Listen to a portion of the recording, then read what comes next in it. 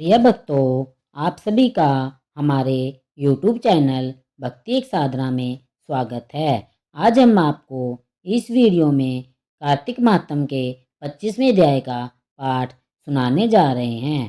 कार्तिक मातम का 25वां अध्याय प्रारंभ। धर्मदत्त ने कहा, तीर्थ, व्रत और दान आदि के करने से पाप नष्ट हो जाते हैं, परंतु प्रेत योनि में रहने वाले को यह अधिकार नहीं है। परंतु दूसरे दुख को देखकर मेरा मन अत्यंत दुखी है। दुख से तुम्हारा उद्धार किए बिना मुझे संतोष नहीं होगा। तुम्हारा पाप बड़ा भारी है, क्योंकि ये तीनों योनियां अत्यंत पाप से ही होती है और यह अत्यंत निंदित थोड़े पुण्य से नष्ट भी नहीं हो सकती।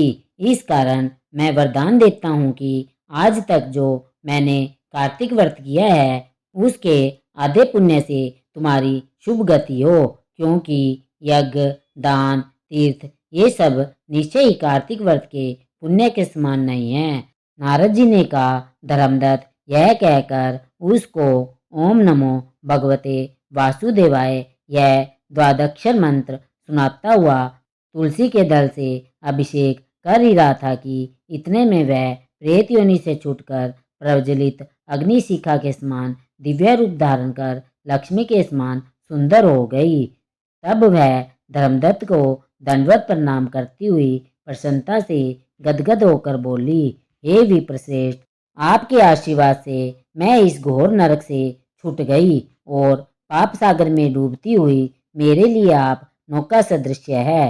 नारद जी ने कहा, हे विप्र, वह इस प्रकार कह ही रही थी कि उसी समय उसने विष्णु गणों के सहित आकाश मंडल से अपनी ओर आता हुआ एक देदीप्यमान विमान देखा। फिर उस विमान के द्वार पर बैठे हुए पुण्यशील, सुशील और अप्सरागणों को देखा। आकाश से आए हुए उस विमान को धर्मदत्त ने आश्चर्य से देखा और उन विष्णु रूपधारी पार्षदों को देखकर भूमि में दंडवत प्रणाम किया।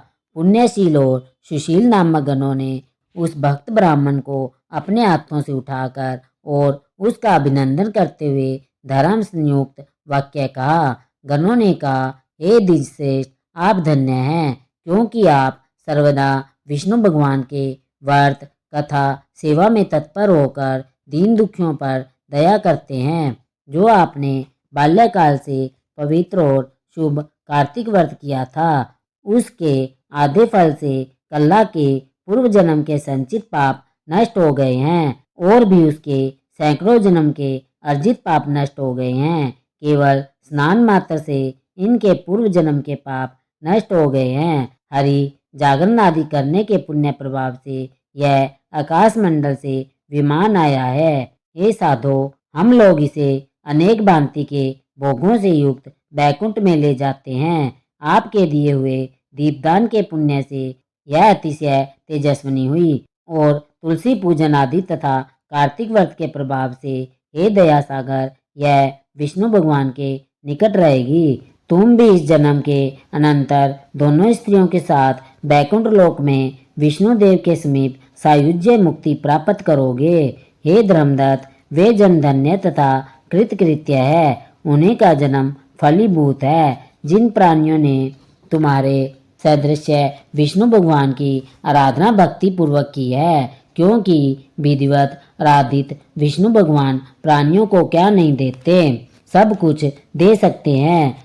जिन्होंने प्राचीन काल में उत्तानपाद के बेटे को ध्रुव स्थान में पहुंचाया, जिनके स्मरण मात्र से प्राणियों की सदगति होती है। प्राचीन काल में जिन विष्णु भगवान के नाम स्मरण से ही ग्राह से पकड़ा हुआ हाथी हस्ती योनि से युक्त होकर जय नाम से उनका पार्षद बना, तुमने उन्हीं विष्णु की सेवा की है। इसी से दोनों स्त्रियों के साथ सहस्त्र वर्ष पर्यंत विष्णु भगवान के समीप निवास करोगे। जब तुम्हारा पुण्य क्षीण होगा, तब तुम पृथ्वी में सूर्यवंश में प्रसिद्ध राजा होगे। दोनों स्त्रियों के साथ तुम दशरथ नाम से प्रसिद्ध राजा होंगे तथा यह स्त्री आद्य पुण्य की भागीदारी होने से तुम्हारी तीसरी भार्या होगी। भूमंडल में भी विष्णु भगवान अपने को तुम्हारे पुत्र के रूप में बनकर तुम्हारे सन्निकट रहेंगे और देवताओं का कार्य करेंगे। विष्णु भगवान को प्रसन्न करने वाले तुम्हारे कार्तिक व्रत से अधिक महत्वपूर्ण यज्ञ, दान, तीर्थ आदि कोई भी नहीं है। हे द्विजवर, तुम धन्य हो, क्योंकि तुमने जगत गुरु विष्णु भगवान के प्रसन्नार्थ कार्तिक का व्रत किया है, जिसके आधे पुण्य की फल भागनी इस कलह को हम लोग विष्णु लोक में ले जाते हैं। कार्तिक मातम का 25वां अध्याय समाप्त हुआ। बोलिए श्री कृष्ण भगवान की जय हो। तुलसी माता की जय हो। लक्ष्मी माता की जय हो। विष्णु भगवान की जय हो। अगर आपको हमारी यह वीडियो पसंद आई हो तो इस वीडियो को लाइक व शेयर करना ना भूलें। धन्यवाद।